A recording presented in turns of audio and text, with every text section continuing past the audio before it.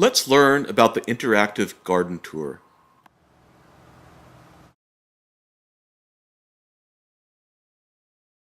Medicinal-wise, I used to have hundreds. Now I only have a few. But for instance, this orchid that's blooming here is a Chinese medicinal, and the root I think is used for reduction of fluids.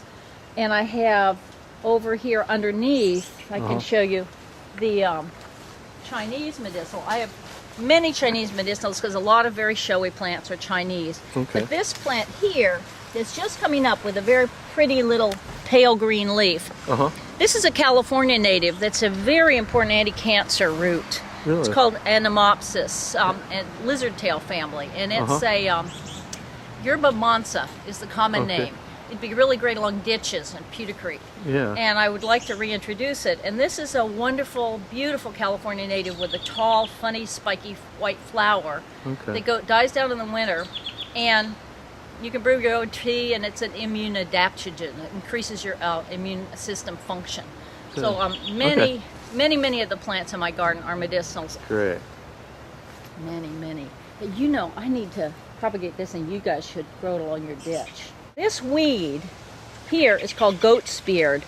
And this is a common weed. It has a huge dandelion puff of a seed pod. It's beautiful. This one, okay. And the purple flowering one was brought from Europe by the colonials, pioneer people across the country.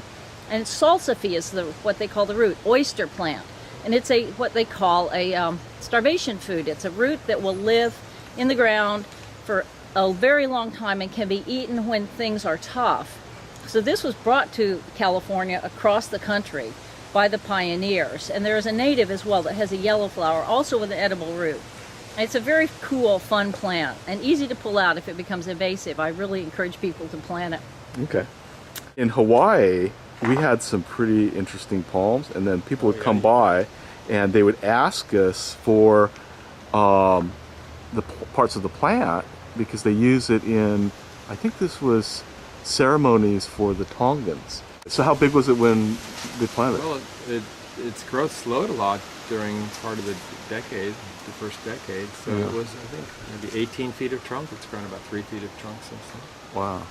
So But it was pretty big when yes, they many put it. tons. Many tons. And where did they get it? From the Cal Aggie Christian Association. Yes. Musa is the genus of bananas. It's just an elegant little banana relative. Oh, okay. And it has these flowering stalks that grow up next to the leafing stalks. That one, that flowering, that inflorescence has been active since October 2010. Wow.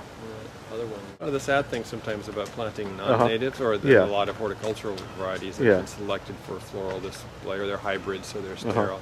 This one probably doesn't have the right pollinators. It has honeybees that visit it every day, which of course are not native to here either. But these are the flowers in here. Yeah. In fact, here's subtropical. Northern San Diego County, there's some wild areas. We fancied ourselves as imaginary palm collectors. They're exciting plants.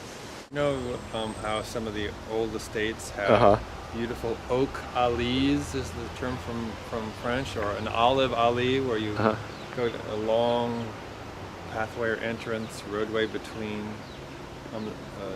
individuals, linear array of plants of the same species. This is our tomato alley. Tomato alley. So our friend Roger Baccarat, who collects all raw material in the world, he's an urban miner, so to speak. Yeah. And he had redwood this size. Wow. But it was one piece that was 14 feet long almost. So it included both. I cut them in half. Yeah. And I did this fine Balinese style carving with an orbital sander. Yeah. All right. It took like an hour or less than an That's hour. great. Which for me was go through the Shinto arch because they are Shinto edible potted peas. Okay. And they're so good. I'm so lucky to. And the avocados have been doing okay? The ones that you plant?